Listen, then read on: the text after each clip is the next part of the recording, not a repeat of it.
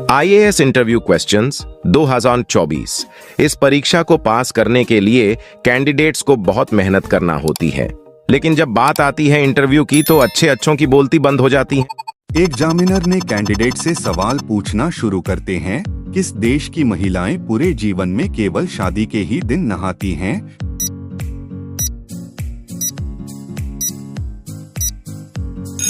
Candidate जवाब में बताती है, सर अफ्रीका के नॉर्थ वेस्ट नामीबिया के कुनैन प्रांत में रहने वाली हिम्बा जनजाति की महिलाएं जिंदगी में सिर्फ एक बार नहाती हैं। एग्जामिनर ने कैंडिडेट से फिर अगला सवाल पूछते हैं, ऐसा कौन सा जानवर है जो 2 साल बिना खाए पिए रह सकता है?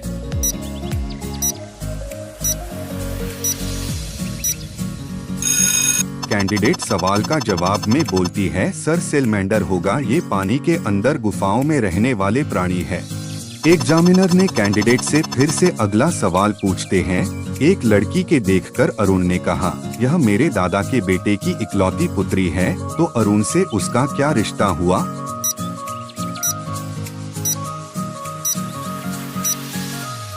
कैंडिडेट कुछ देर सोचकर इस सवाल का जवाब देती है, अरुण से इसका सर बहन का रिश्ता होगा। एग्जामिनर ने कैंडिडेट से फिर अगला सवाल पूछते हैं, ऐसी कौन सी चीज है जिसके पास कई चाबियां होती हैं लेकिन एक भी ताला नहीं खुल सकता?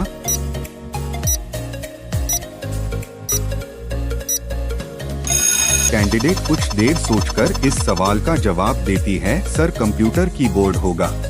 एग्जामिनर ने कैंडिडेट से फिर अगला सवाल पूछते हैं, 6 इंच लंबा ऐसी कौन सी चीज है जिसे लड़कियां मुंह में लेती है और आगे पीछे करती है? इस तरह के सवाल अक्सर एग्जामिनर पूछ लेते हैं उम्मीदवार के हाव भाव को जानने के लिए कि वह इस बारे में क्या सोचते हैं।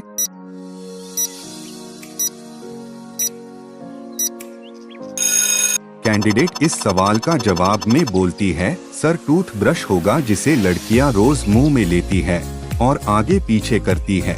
एग्जामिनर ने कैंडिडेट से फिर अगला सवाल पूछते हैं, ऐसा कौन सा जानवर है जिसका दूध पीने से मनुष्य मर जाता है?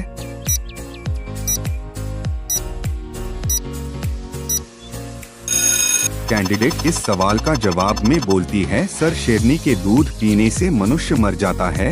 एग्जामिनर ने कैंडिडेट से फिर अगला सवाल पूछते हैं, मोहित के दोस्त के पास 370 अंडे थे, मोहित ने उसमें से 37 अंडे कहीं छुपा दिए, बताओ मोहित के पास कितने अंडे बचे?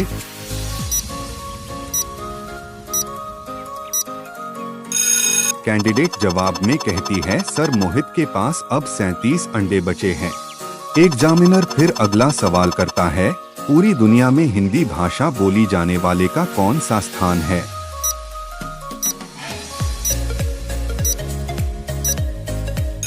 सर आज दुनिया भर में बोली जाने वाली सभी भाषाओं में हिंदी तीसरी सबसे ज्यादा बोली जाने वाली भाषा है। एग्जामिनर ने कैंडिडेट से फिर अगला सवाल पूछते हैं, भगवान गौतम बुद्ध का जन्म किस देश में हुआ था?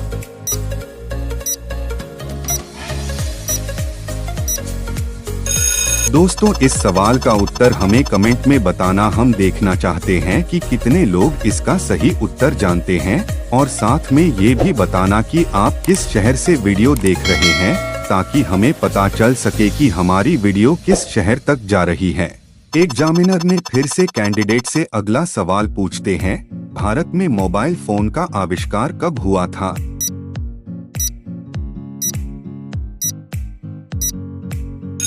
दोस्तों कैंडिडेट इस सवाल का जवाब में कहते हैं, सर मार्टिन कूपर ने मोबाइल फोन का आविष्कार वर्ष 1973 में किया था। एग्जामिनर ने कैंडिडेट से फिर अगला सवाल पूछते हैं, भारत के किस राज्य की 2 राजधानियां हैं?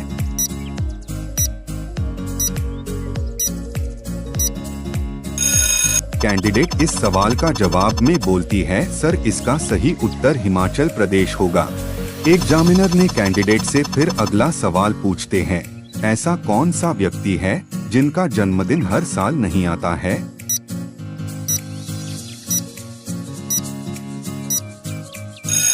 कैंडिडेट सवाल का जवाब देती है, सर जिनका जन्म 29 फरवरी को हुआ होगा उनका जन्मदिन हर साल नहीं आता है। एग्जामिनर ने कैंडिडेट से फिर से अगला सवाल पूछते हैं, ऐसी कौन सी चीज है वो पहले काली होती है, फिर उपयोग करने पे लाल होती है, फिर उपयोग करने के बाद सफेद हो जाती है।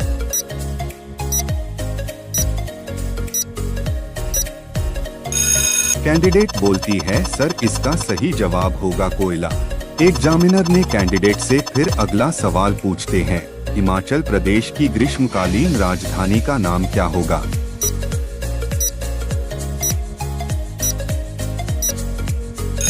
कैंडिडेट इस सवाल का जवाब देती है, सर हिमाचल प्रदेश की ग्रीष्मकालीन राजधानी का नाम शिमला होगा। एग्जामिनर ने कैंडिडेट से फिर से अगला सवाल पूछते हैं, ऐसी कौन सी चीज है जो तुम्हारी है लेकिन उसे दूसरे लोग इस्तेमाल करते हैं।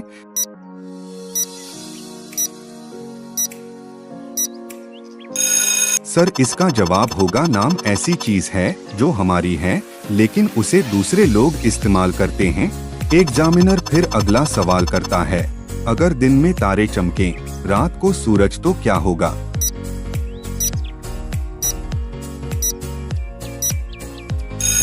दोस्तों कैंडिडेट कुछ देर सोचकर इस सवाल का जवाब देती है, सर तो दिन को रात, रात को दिन कहना शुरू कर देंगे। एग्जामिनर ने कैंडिडेट से फिर अगला सवाल पूछते हैं, ऐसी कौन सी वस्तु है जिसकी कोई परछाई नहीं होती है।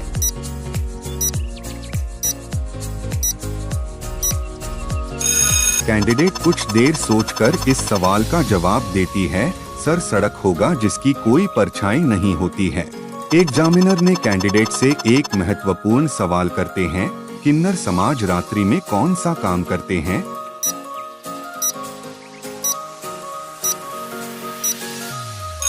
कैंडिडेट बोलते हैं, सर हिंदू धर्म के मान्यता के अनुसार ऐसा माना जाता है कि किन्नरों की दुआओं में काफी शक्ति होती है। हिंदू धर्म में कोई भी जब शुभ कार्य होता है तो हम किन्नरों को जरूर इनवाइट करते हैं। किन्नरों के मुताबिक उनको अपनी मृत्यु का आभास हो जाने पर वे अपना खाना पीना बंद कर देते हैं और कहीं बाहर नहीं जाते हैं।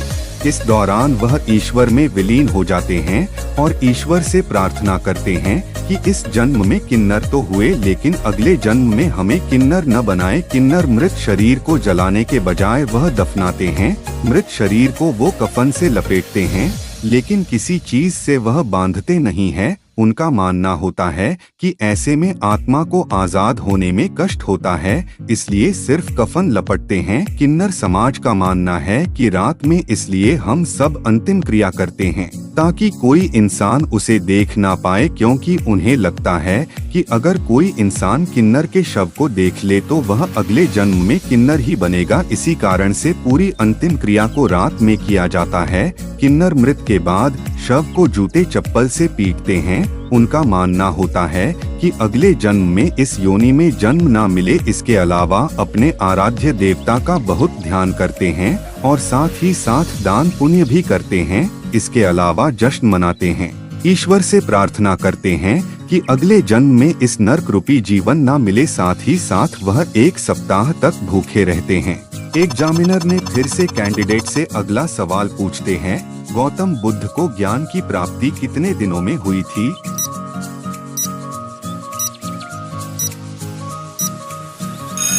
कैंडिडेट इस सवाल का जवाब देती है, सर गौतम बुद्ध को ज्ञान की प्राप्ति 49 दिनों में हुई थी। एग्जामिनर ने कैंडिडेट से फिर अगला सवाल पूछते हैं, ऐसी कौन सी चीज है जिनके पास सिर है और पूंछ भी लेकिन शरीर नहीं है।